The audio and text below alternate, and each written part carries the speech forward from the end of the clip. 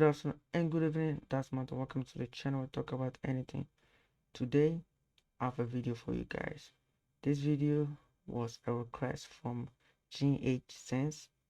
He told me that it's a very interesting video, so I went there, watched it, and I didn't like it because there was a lot of lies in it, sweet lies, false information, and that kind of stuff.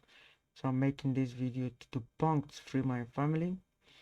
And so anybody that have like a video that they saw, oh man, this video is not good or something, or you see, oh, maybe I want to know what Fomena will say about the whole video, then you link me up. I will watch the video. I will put your name in it, or if I can pronounce it, then I will pronounce it for you guys. So yeah, so this video is very interesting. It's about two-party system. It's about multiple party system and the good side and the bad side of everything I put in the video. So I hope that you guys love this video. Before we watch the video, I want you guys to like it, comment. I know that GH is going to comment on this one, and share this with your friends and family. I hope that GH do it, DH says do it, and subscribe to this channel. We want more people to join this channel, and I hope that you guys love this video. I'll see you guys next time. So watch this video and comment on it. Bye bye. Juma ya babe ya no Oyakopo bie kwa ma ya esise ya de ba no e be ma adwuma ebu wo Ghana amo aka obia da fananga na ejira eji made se dia me de ba no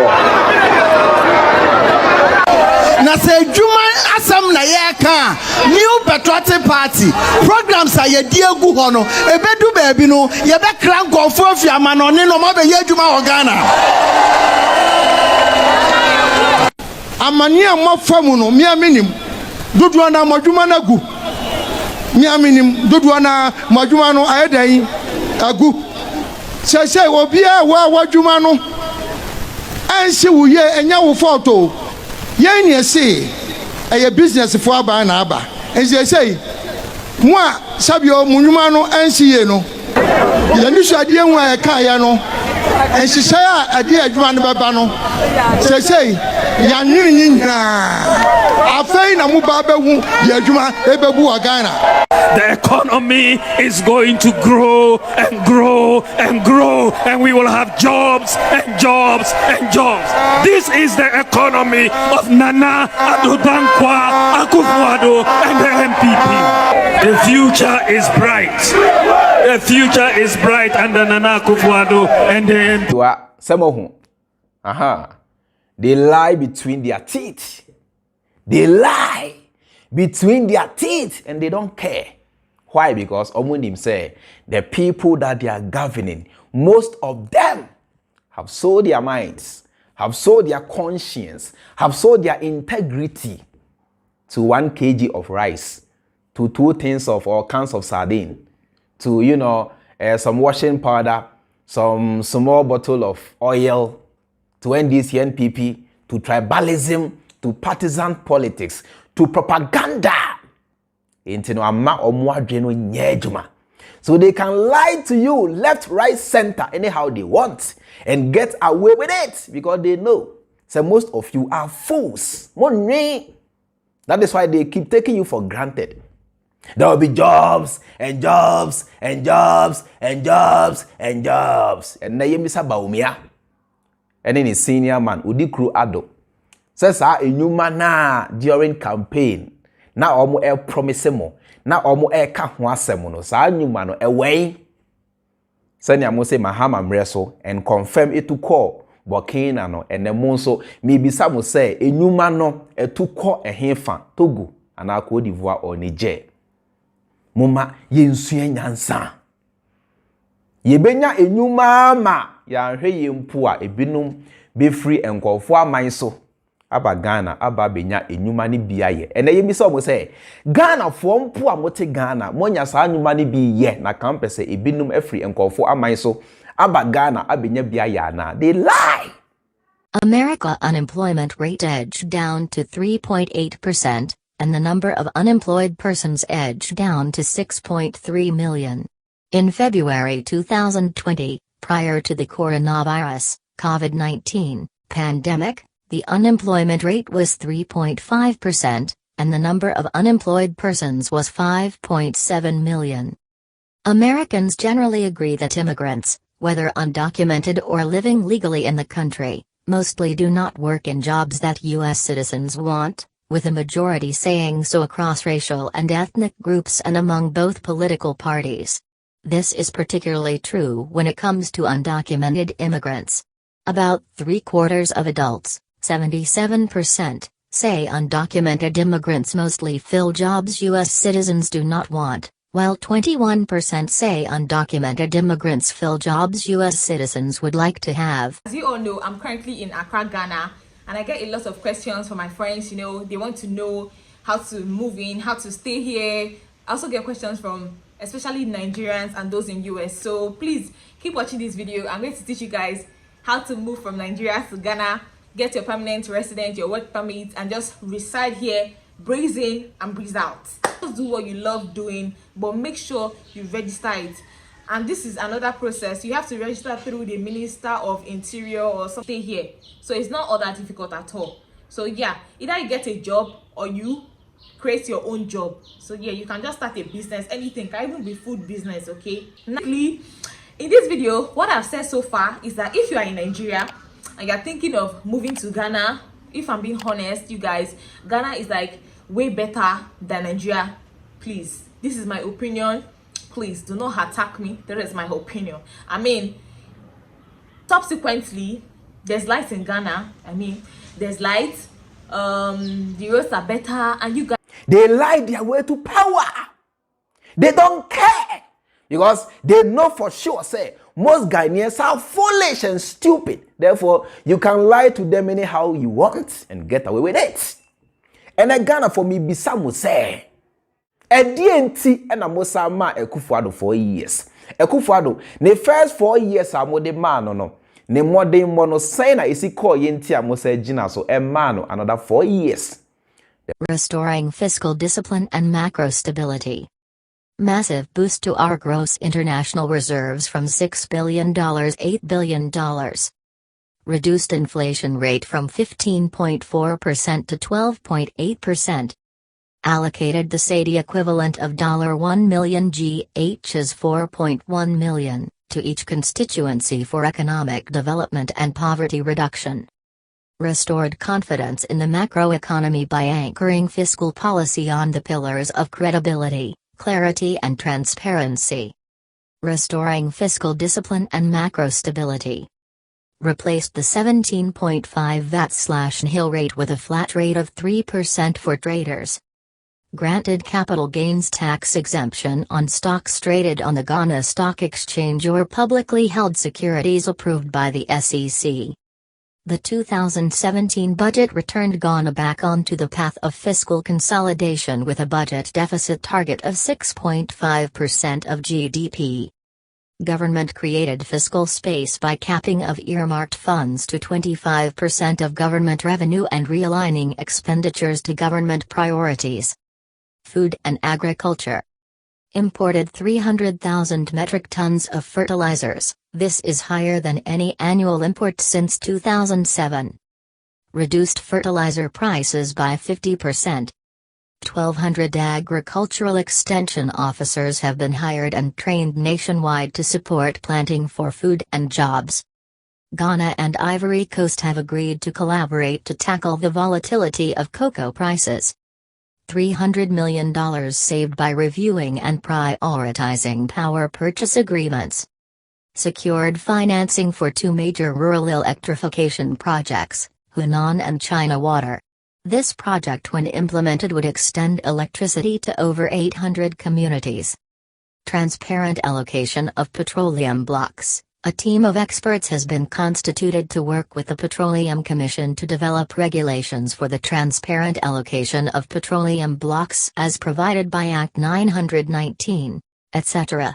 The writers of the Constitution, The creators or inventors of democracy, in their own wisdom, omuhuni say, through democracy, any fool can rise to power. Therefore, if the maximum is 8 years, na se Jimmy Fo bi edi atro enya tumia, na say sa Jimmy Fo no obetena so emfie pore maku 8 without the people having no option na esana ebeye too unbearable for the people. Therefore, sa dia 8 years no yenchem you know 4 years. It only come about 4 years then the people will go back to the polls based on the assessment of the first 4 years. Na say who here say almost man another 4 years almost dear man. Say who here say almost correct it almost mistake they will have the chance to correct it. Say do not suffer for another 4 years. Why are presidential terms 4 years long? In May 1787, representatives from every state except Rhode Island gathered in Philadelphia for the Constitutional Convention, where they planned to update the Articles of Confederation and give more power to the practically impotent federal government. What they ended up doing was drafting a new document, the Constitution, and basically overhauling the entire political system. Chief among the changes was the creation of an executive branch to provide checks and balances for the legislative and judicial branches. Since the delegates were wary of ending up with a monarch-like ruler, there was a lively debate over how long the president should be allowed to serve. Some, like North Carolina's Hugh Williamson, supported a single 7-year term, with no opportunity for re-election. That way, he argued, they could avoid an elective king, who would spare no pains to keep himself in for life, and lay a train for the succession of his children. If a president could only serve one term, Williamson wasn't against a 10 or even 12-year term. His colleagues proposed other lengths, from a modest 6 years all the way to for life. Alexander Hamilton was among those who advocated for a lifelong term, thinking it would prevent the president from being too focused on re-election to make good decisions. They were having just as much trouble deciding whether Congress or the general population should choose the president. These discussions dragged on through the summer, until the delegates appointed an 11-member committee on postponed matters to come up with a final solution. Under the committee's plan, the president would be elected by an electoral college, a clear compromise between letting Congress pick someone and leaving it entirely up to the voters. The president would serve for 4 years, and could run for re-election. In early September, the exhausted delegates approved the plan. North Carolina was the only state to vote against the 4-year term. Though the Constitutional Convention had agreed not to set term limits for the president, George Washington and Thomas Jefferson established a precedent by bowing out after just 2. Most future presidents followed suit, and the ones who didn't failed to win a 3rd term anyway. Things changed in the 1940s, when Democrat Franklin Delano Roosevelt clinched his 3rd, and then 4th, presidential victory. Between the fallout from the Great Depression and U.S. involvement in World War II, it was an especially turbulent era for the nation, which likely influenced voters to favor consistency over someone new. That said, some people, Republicans in particular, were uncomfortable with such a long reign. Thomas Dewey, who ran against Roosevelt in 1944, called it the most dangerous threat to our freedom ever proposed. Roosevelt died in office just months into his 4th term, and members of Congress soon began working on an amendment to prevent the kind of political dynasty that Williamson had been worried about in 1787. They introduced the 22nd Amendment in March 1947, and it was ratified in February 1951. Can a president serve more than 8 years? The loophole. There is a way for the president to spend a couple of extra years in the Oval Office. The 22nd Amendment states that no person who has been president for more than 2 years of a term to which some other person was elected president shall be elected to the office of president more than once. In other words, if a vice president, or another person in the line of succession, ends up serving out less than 2 years of a term for someone who resigned, died, or was impeached, they can technically serve for 2 terms of their own. In that case, they will have spent 10 years as BOTUS. Meanwhile, other countries like Britain, Austria, Germany, the Netherlands, India, Swaziland, Sao Tome and Principe, Morocco, Mauritius, Lesotho, Guinea etc. the Prime Minister can keep their job as long as they are a member of Parliament and have the support of the government. There is no maximum period of service for a Prime Minister, unlike countries such as the United States, where the President can only serve for 2 4-year terms. Competence. Mon wise up. Ghana for. Mon wise up. Se enya mempo ena mede party beba. NPP, NDC, they are not the only parties in Ghana. Why can't you guys try somebody new? Logic and common sense. On the heels of a second historic impeachment trial, new polls from Gallup show a record number of Americans identify as independent, 50%, and favor a new political party, 62%. In any other industry, if half of customers disliked the only 2 major brands and nearly 2/3 of customers desired an alternative, there would be a new product on the shelf, yesterday. Real reform that puts voters first and opens our system up to more competition requires 2 essential elements: replacing partisan primaries with non-partisan primaries to allow all voters to participate, and replacing plurality winner with majority winner elections through ranked choice voting to eliminate the third-party spoiler effect. The deeply divided Republican Party offers an instructive example of how our electoral system inhibits new competition and why these reforms are necessary. Among Republicans and Republican-leaning independents, 60% want Trump to continue to be their leader while 38% want someone new. Trump has reportedly contemplated starting a new Patriot Party. Never-Trumpers are considering starting their own Integrity Party. But neither is likely to start or gain traction because both factions need each other in order to reclaim a congressional majority in 2022. That's because a hypothetical 3-way contest between candidates of the Democratic Party, Republican Party, and the Patriot or Integrity Party would almost assuredly result in the victory of a Democrat. And that's because candidates must only earn a plurality of votes - the most votes, even if not a majority of votes - to win the election. This dynamic is not unique to the Republican Party. In 2020, Alexandria Ocasio-Cortez remarked, "In any other country, Joe Biden and I would not be in the same party." The Democratic Party is evenly divided between those who consider themselves to be Biden Democrats versus Sanders Warren Democrats. Any new Democratic Socialist Party, for example, would only serve to split Democrats' votes and elect Republicans. A multi-party system is a system in which multiple political parties have the capacity to gain control of government offices, separately or in coalition. In other words, multi-party systems are systems in which more than 2 parties are represented and elected to public office. Australia, Canada, Nepal, Pakistan, India, Ireland, and Norway are examples of countries with 2 strong parties and additional smaller parties that have also obtained representation.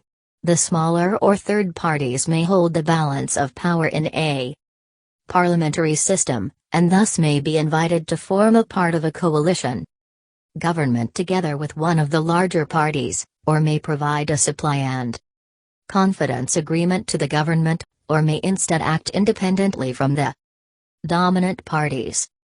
More commonly, in cases where there are 3 or more parties, no one party is likely to gain power alone, and parties have to work with each other to form coalition governments.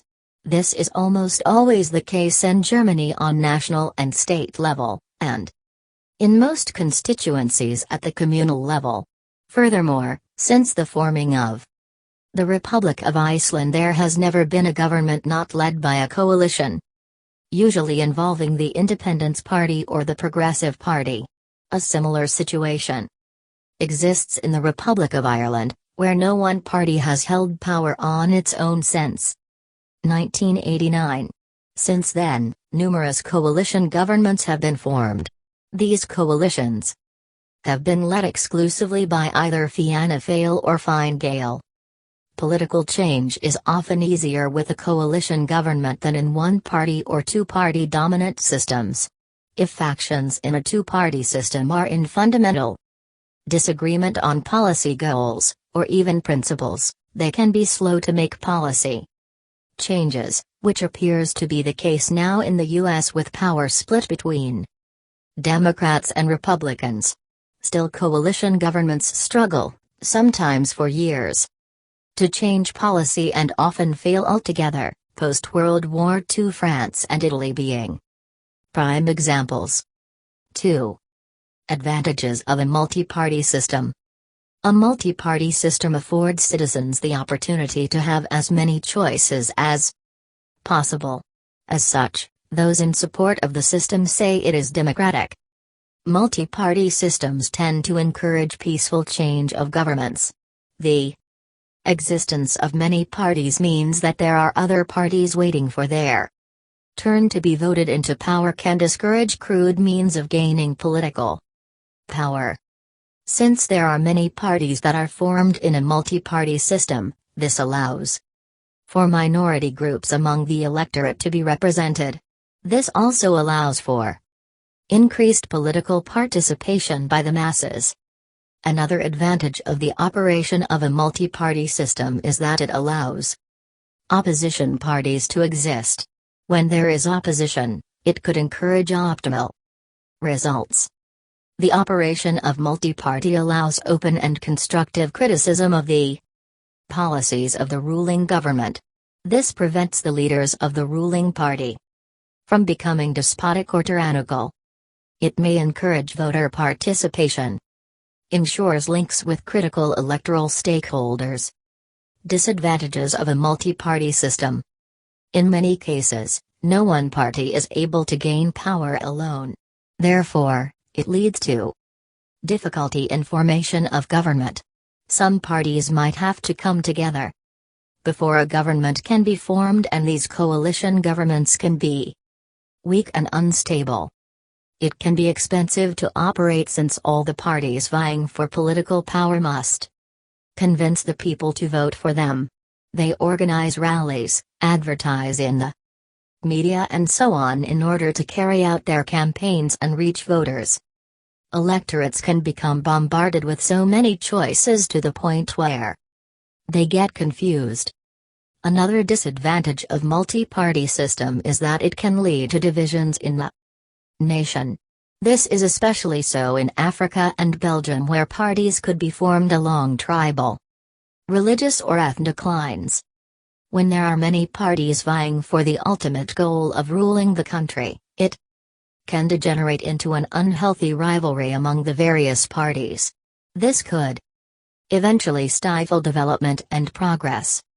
It leads to political instability and often appears to be very messy. On Thursday, the 1st of October, Belgium's new government was sworn in. The ceremony and the official presentation of the government were a bit different than usual because of the pandemic, but what was much more unusual about this new government is how long it took to form it. 494 days since the elections in May 2019.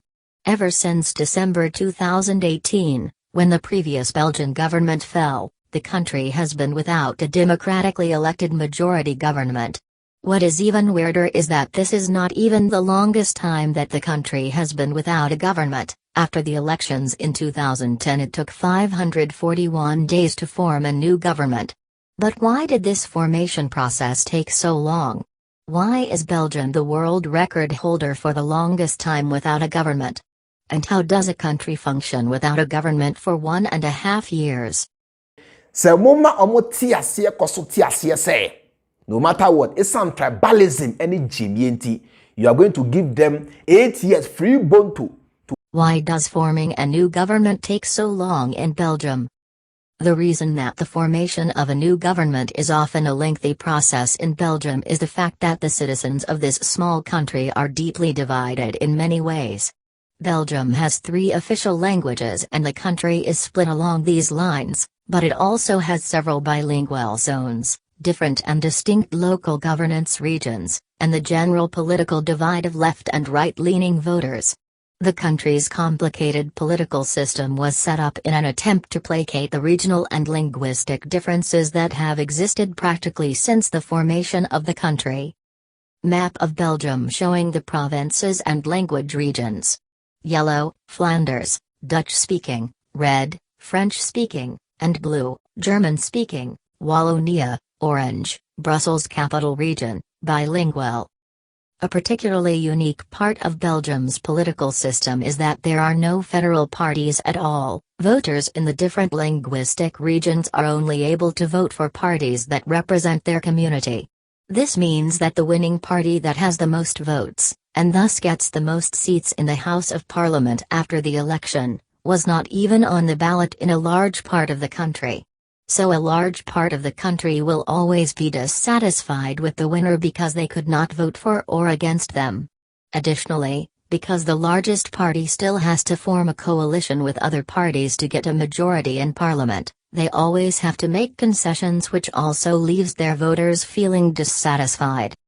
The results of the last elections in May 2019 pushed the already split system to its limits. In Flanders, the Dutch-speaking region in the north, people voted overwhelmingly for right-wing parties, while in Wallonia, the southern and majority French-speaking region of Wallonia, people mainly voted left. The far-right party Vlaams Belang, which was one of the big winners in Flanders and who appealed to a lot of Flemish voters that feel disenfranchised from the federal government, is so extreme that no parties really wanted to cooperate with them. The far-left winner in Wallonia PTB had the same issue. Their extreme communist views made them an unacceptable partner for most other parties. Because these two parties could not take part in any coalition, this effectively left only smaller parties and losers of the election to form a new government. They lacked a strong mandate and were all afraid of compromising. In the end, no less than 7 parties managed to make the appropriate compromises and form a new government, which was presented on the 1st of October. Sanya mode Mahama first 4 years amokase na memu ansomoni enunti mugina so eyi ni free ho no Ghana for me bisa mo se Akufo-Addo na memu no esomoni enunti na mugina so esa man another 4 years ana say tribalism unti na mo man 4 years kan ho ayene. Look at how these guys are wrecking the nation. Ghana for bre, Ghana for so Alanchemante can who be and they lie to you. Bawumia can who be and they lie to you. Intene mo yese se Akufo-Addo free wa Alanchremantiana yenim Alanchremantiana yenimono. I'm telling you, say if you make that mistake and recycle or bring Alanchremantin or Bawumia after the exit of Akufo-Addo, you do nothing. Special initiatives. Funds allocated to undertake the One Village One Dam project. Completed draft bills for the establishment of the 3 development authorities. Desilting of major drains in Accra has started. Work had stalled due to arrears owed to contractors. All allowances due soldiers at the various missions have been fully paid. $39 million in arrears have also been paid. Peacekeeping allowance increased and paid from $31 to $35. Successfully participated in ECOMOG operations, Gambia. We moved away from Zuwofayasum and actively participated in the restoration of democracy in Gambia while helping to ensure peace and stability in that country. Fomena.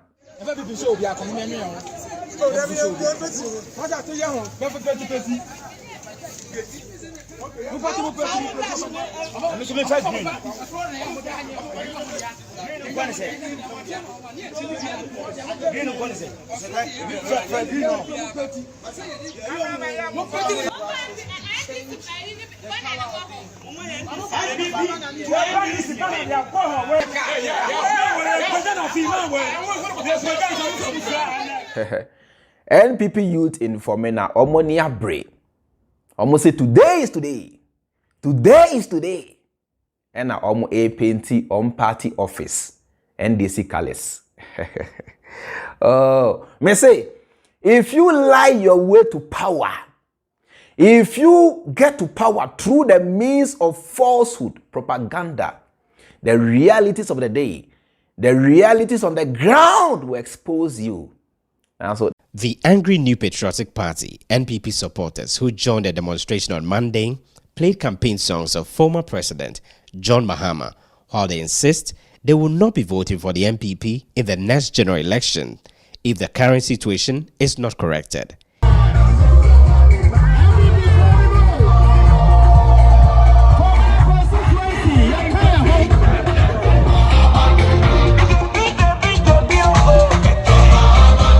They accused the national leadership of the party of scheming to impose on them the second Deputy Speaker of Parliament, who is an independent MP of the area. NPP government and party are not scheming on these people. The area has an independent MP. He is not NPP or NDC.